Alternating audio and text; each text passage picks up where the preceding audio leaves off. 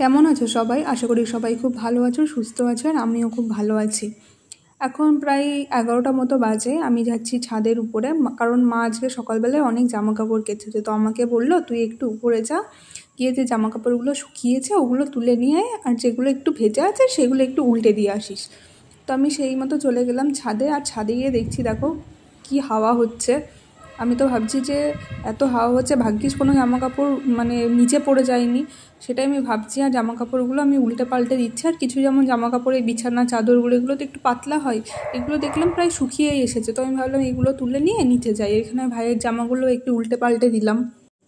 আর দেখো আজকে আমাদের শাক রান্না হবে বলে মা এখানে শাক বার করে রেখেছে। আর আজকে আমাদের ইলিশ মাছ এনেছে মা বাজার থেকে, কারণ দাদু এসছে আমাদের বাড়িতে বেড়াতে, সেই জন্য মানে আজকে আমাদের ইলিশ হবে। তো মা বললো আজকে ইলিশ মাছটা তুই রান্না করবি। আমি বললাম ঠিক আছে। আর দেখো এখানে মিঠাই শুয়ে আছে। গিয়ে দেখি দাদু হচ্ছে খবরে এসআইআর নিয়ে নিউজ চ্যানেলে বলছে, ওগুলোই দাদু শুয়ে শুয়ে টিভি দেখছে, ওগুলোই শুনছে, খবর দেখছে আর কি। দাদুর শরীরটা একটু খারাপ, সেই জন্য মা দাদুর জন্য লেবু নিয়ে এসছে, ওটা কেটে দিলাম। দাদু এখন লেবু খাচ্ছে, কারণ লেবু তো দুপুরবেলার আগেই খেতে হয়, স্নান করার আগে, সেই জন্য দাদু এখানে লেবু খাচ্ছে। আর মিঠাইয়েরও খাবার টাইম হয়ে গেছে, ও ওর খাবারের পাশে দেখো চুপটি করে বসে আছে। পৃথিবী যাই হোক না কেন, মিঠাই ওর খাবার ছেড়ে কোথাও যাবে না। আর ওই দেখো ওর খাবার ঠান্ডা হয়ে গেছে, ওর খাওয়াও হয়ে গেল। তো আমি রান্নাঘরে চলে এসেছি এখন ইলিশ মাছটা রান্না করব বলে।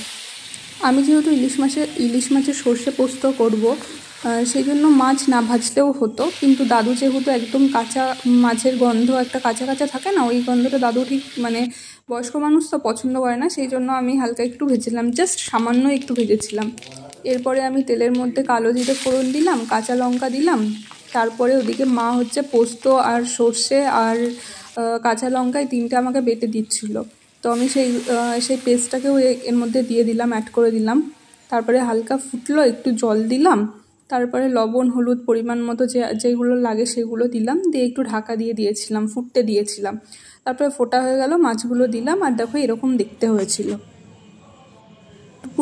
দুপুরবেলার পর থেকে আর আমার সেরকম ভিডিও করা হয়নি। একেবারে সন্ধ্যেবেলায় এখানে দেখো মা আমার জন্য চা বানিয়েছে, আমি চা আর এই দুটো বিস্কুট খাবো বলে রেডি করছি। আর দাদুকে বললাম পাঁপড় খাবে, দাদু বললো হ্যাঁ ভাজ, এই পাঁপড়গুলো ভাজছি, বেশ ভালোই খেতে। তো এটাই ছিল আজকে আমার ভিডিও।